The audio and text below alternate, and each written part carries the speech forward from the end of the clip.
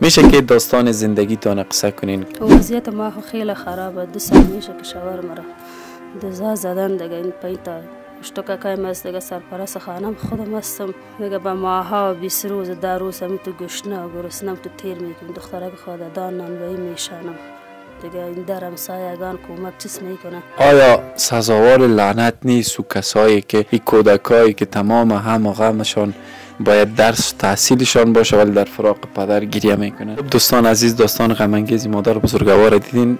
فعلا 5000 افغانی است مادر بزرگوار شما بگیرین. در ضمن با این مادر کوشش میکنیم که ما یک اسپانسر دائمی به اینا پیدا میکنیم که مادر ما یاره کمک کنه. خواهر بزرگوار شما رو حساب کنیم.